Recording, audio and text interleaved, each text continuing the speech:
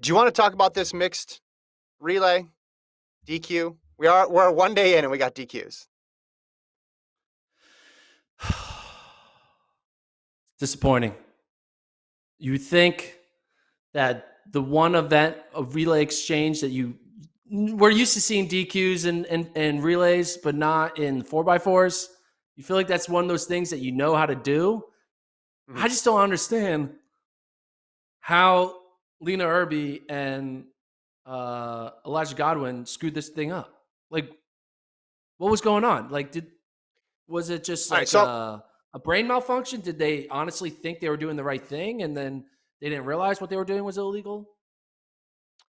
okay, so I'm watching this. You get the head-on shot, and you're looking at all the other teams lined up, and you don't see the U.S. even in the shot. And I'm thinking, what's going on here? And then immediately when they made the pass, I made a mental note to come back to that.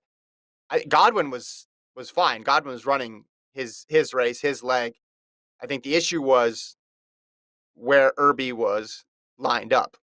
Now, I did see that the U.S. is protesting. I believe David Woods put a tweet out. Journalist David Woods put a tweet out about how they were going to protest this because Team USA is saying that it was the officials that put her at the wrong exchange line, and it could be an official error and not an athlete error. But yeah, everybody basically in the race was lined up on one set of lines, and she seemed to be lined up on another. Now, there's a strategic component to this too, where you want the male runners to run longer, so you want to stretch the limits of the actual zone.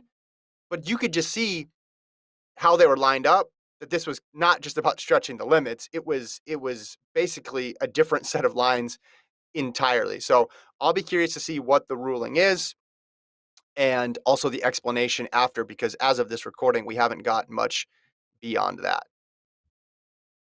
Feels hard you're going to be able to prove that an official forced you to stand Yes. there, right? So Well, because then it comes down to he said, she said, because it's not going to be in writing that you said to yeah, just to stand there. Now, you also look. There was also a tweet I saw from Mike Rogers, veteran of the U.S., basically explaining how this is the sort of stuff that can happen if there's not a last walkthrough here. And it says she said they just got to see the stadium yesterday, and that sort of thing can happen when you're in a big event like the Olympics. But typically, the athletes have more time to get acquainted with the track. There's a lot of lines on a track, but yeah, it just looked for it. It looked off at the moment it happened. It looked off.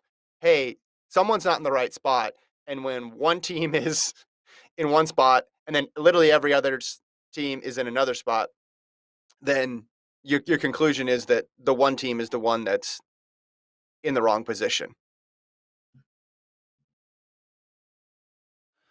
yeah. I mean, it sucks, right? Because I also know, like, obviously, clearly, USA was better than everyone, and this exchange zone mishap isn't the reason they won by multiple meters. Yeah, you could argue, well, Godwin running a few extra meters might have helped them overall, but let's be honest, it wasn't a make or break that got them into the next round. So that's what makes it frustrating to get DQ'd for something that really truly didn't bump Yeah. you into the qualifying position. And it's what's weird about our sport, man. Our sport has these weird rules where exchange zones, I've said it. I honestly think exchange zones make no sense. I don't understand why we have them. What's the purpose of it? You could argue it makes more sense in a mixed 4x4 because then it makes sure that the men and women run the same distance. But it's a team taking a baton around the track. Everyone is running the same. The baton is going the same distance. It's going 1,600 meters, right? Yeah. Well, Why I does mean, it but matter the percent of each athlete? Why well, is it 25% each? I understand your point that you've made on this, but in a mixed relay, it does actually matter because you're trying to have it even between the men and the women. So in this one instance, it would be particularly important. I'm seeing some comments in the chat, like from Martin. He says there were a couple other teams that ran back to the correct point, may have been in the other heat. So I think there was confusion, not just from the U.S. Ultimately, the U.S. was the only team that either didn't move back, didn't hear the command, didn't hear the change, or for some reason stayed in that same spot. I agree with you 100%. Would not have if the U.S. won that thing going away. Didn't matter where she was. She could have been standing at the beginning of the exchange zone. They would have been fine, especially considering this is just a qualification heat. They would have made it regardless. And this has ramifications for the four other people who are probably going to sub in to the final. Because where do they slot in now? Because we just talked about how competitive it's going to be to get on the regular 4x4. And you had people who finished 4, 5, 6, 7, 8 at the trials also making this trip and getting on this team. Now the eighth best runners from the trials didn't run in this race. So that'd be Shea Anderson and Will London. So you had 7-6, and then I'm assuming they were going to go to 5-4 for the final. Well, now 5-4 doesn't get to go. So that's a long trip. Maybe 5-4 will run the 4x4 prelim, but that's not a guarantee. So yeah, a basic sure US gold went out the window today. Yeah, I mean, when we were watching like them showing video shots of the USA athletes in like the warm up zone, me and JoJo were just making not a joke, but we're like, yeah, who would have thought like that person's just about to become a gold medalist, right? Because you know that USA was going to win. Yeah. Like it Yeah, was yeah, just like a 100%. formality that they had to do the event, and now Yeah. like I guess that formality wasn't as formal as we thought because of the Yeah. exchange zone mishap.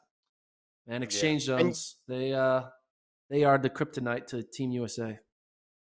usually it's in the 4x1. Usually it's in the 4x1. Yeah, It's pretty rare to get DQ'd in a 4x4. I mean, contact, I guess. There's protests, but usually there's a lot of bluster, but then it ends up being a fairly clean race.